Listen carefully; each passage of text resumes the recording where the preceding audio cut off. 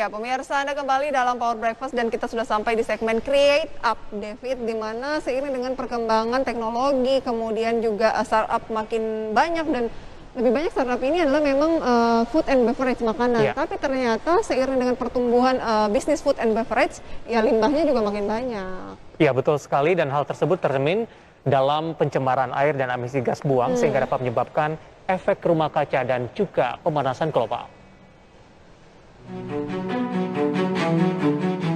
Fenomena food waste atau limbah makanan bagi lingkungan menyebabkan sebuah malapetaka pencemaran. Berdasarkan laporan Barilla Center Food and Nutrition, Arab Saudi menjadi negara pembuang sampah makanan terbesar di antara negara G20. Pada 2021, total sampah makanan yang dihasilkan negara tersebut mencapai 151 kg per orang per tahun. Sampah tersebut berasal dari retail, restoran, serta rumah tangga. Jika dirinci, Arab Saudi menghasilkan sampah makanan dari rumah tangga sebesar 105 kg per orang per tahun, dari restoran 26 kg per orang per tahun, dan dari retail 20 kg per orang per tahun. Adapun Indonesia menduduki urutan ke-8 dengan menghasilkan sampah sisa makanan sebanyak 121 kg per orang per tahun. Sampah makanan dari Indonesia didominasi oleh sampah rumah tangga sebesar 77 kg per orang per tahun.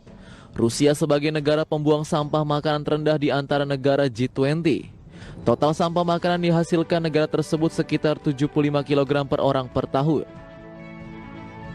Dari 3 kategori sampah makanan, semua negara G20 memproduksi limbah yang berasal dari rumah tangga lebih besar daripada restoran dan limbah retail, kecuali Amerika Serikat karena adanya preferensi budaya yang lebih kuat untuk makan di luar atau di restoran.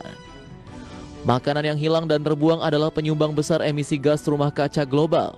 Laporan tersebut mencatat bahwa makanan yang tidak dikonsumsi menyumbang 8 hingga 10% dari total emisi gas rumah kaca tahunan. Lalu apa saja sumbangsi perusahaan rintisan untuk menekan produksi sampah makanan? Adakah peluang bisnis di baliknya? Simak ulasannya hanya di segmen Create Up.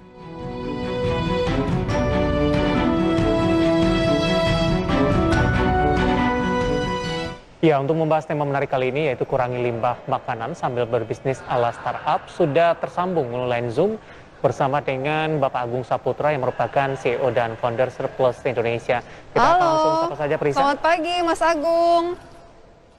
Halo, selamat pagi semuanya. Terima kasih untuk waktunya pada pagi hari ini. Kabar yang luar biasa, semoga Mas Agung juga sehat selalu ya.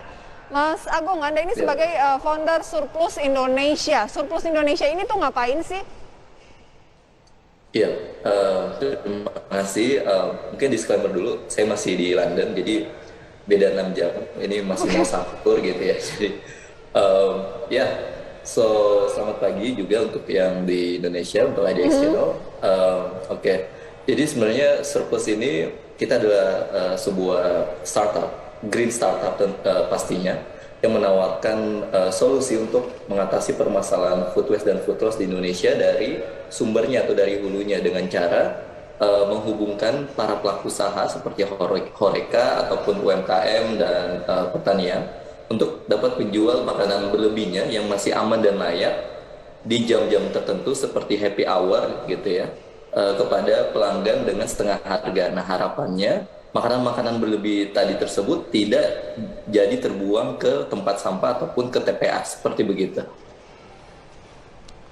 Oke, jadi ini lebih ke bagaimana untuk memanfaatkan makanan yang yang udah hampir tidak bisa digunakan lagi, lebih dimaksimalkan lagi agar tetap bisa dikonsumsi, begitu ya? Kurang lebih seperti saat kita datang mungkin ke supermarket ataupun ke makanan sushi gitu, sebelum mereka tutup, mungkin mereka harus daripada mereka membuang makanan yang mereka sudah buat tapi belum terjual, maka mereka memberikan diskon di jam-jam tertentu sebelum mereka tutup. Kenapa? Agar modal yang sudah dikeluarkan tidak terbuang sia-sia. Jadi makanan yang dijualkan adalah makanan yang masih aman dan layak, tetapi memang harus diberikan diskon agar para customer mau untuk menyelamatkan makanan tersebut. Kurang lebih seperti itu sebagai solusi untuk mengatasi permasalahan food waste ini dari sumbernya. Ya, Mas Agung, prosesnya bagaimana? Apakah kegiatan yang dilakukan ini cukup direspon oleh masyarakat? Ya, sebenarnya saat awal berdiri, kita di tahun 2020-an saat masih MVP, itu masih sangat-sangat tidak direspon dengan baik begitu ya. Jadi ini adalah hal yang baru sehingga dari pelaku usaha ataupun dari customer sempat menganggap oh ini adalah sesuatu yang di makanan basi dan lain sebagainya. Tapi setelah kita memberikan edukasi dan lain sebagainya, alhamdulillah saat mereka mencoba, mereka tertarik dan sangat diuntungkan karena ada win-win solution antara pelaku usaha, customer, dan lingkungan juga, sehingga mereka yang tadinya mencibir jadi memuji, yang tadinya menolak bergabung menjadi mitra seperti itu. Oke, nanti akan kita bahas lebih jauh. Anda selaku founder dari Surplus Indonesia nih, Mas Agung, apa yang membuat Anda begitu tertarik dengan lingkungan, ya dengan tujuan mulia juga selain berbisnis bahwa makanan ini nggak boleh sampahnya itu jadi banyak gitu. Apa sih yang menjadi concern utama? Karena di Indonesia sendiri tampaknya orang biasanya mengurangi sampah makanan itu karena lebih sayang makanannya gitu, bukan karena melihat dampak lingkungannya. Nanti akan kita bahas lebih jauh, kita jeda terlebih dahulu ya. Dan pemirsa, kami akan segera kembali usai jeda berikut ini.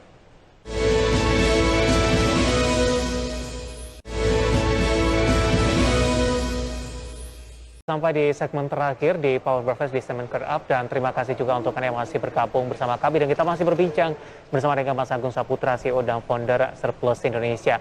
Mas Agung, kita lanjutkan kembali. Ini menarik ketika saya memposisikan diri sebagai salah satu konsumen ini yang ingin tertarik terhadap makanan yang didistribusikan oleh Surplus Indonesia.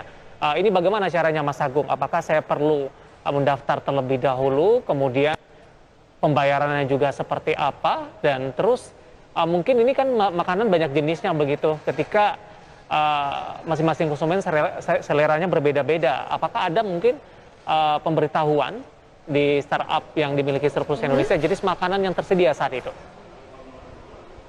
Ya, betul Mas David. Jadi sebenarnya karena konsep ini adalah flash sale ya, makanan dijual di jam-jam tertentu dengan setengah harga. Jadi saat sebagai konsumen, saat di jam-jam tertentu mereka akan mendapatkan notifikasi bahwa ada makanan berlebih di sekitar mereka, radiusnya mungkin sekitar 3-5 km seperti itu.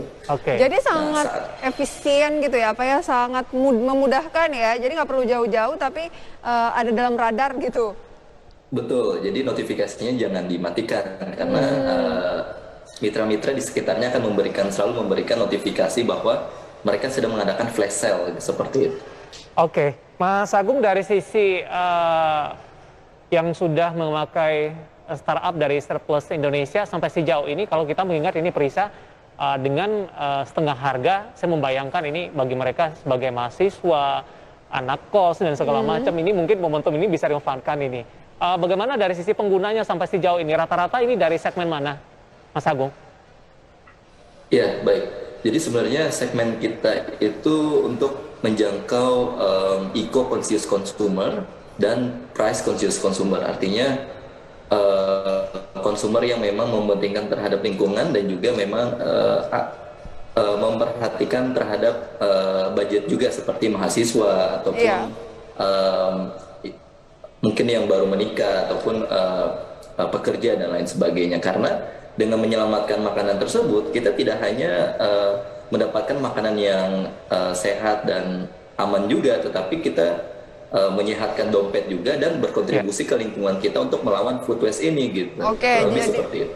Sambil menyelam minum air. Jadi ada tiga ini utama ya, tiga keuntungan utama. Jadi disclaimer, ini bukan makanan yang mau basi, bukan. Jadi ini masih makanan segar, tetapi mungkin kalau udah selang malam gitu ya, udah akan basi. Jadinya ya seperti Anda masuk supermarket, biasanya ada harga yang lebih murah gitu. Nah, Mas Agung sendiri berbicara mengenai mitra. Tadi kan Anda bilang ada mitra-mitranya gitu, dengan radius-radius tertentu dari seseorang. Nah, mitra ini boleh dijelaskan di Indonesia sendiri udah bermitra dengan siapa aja?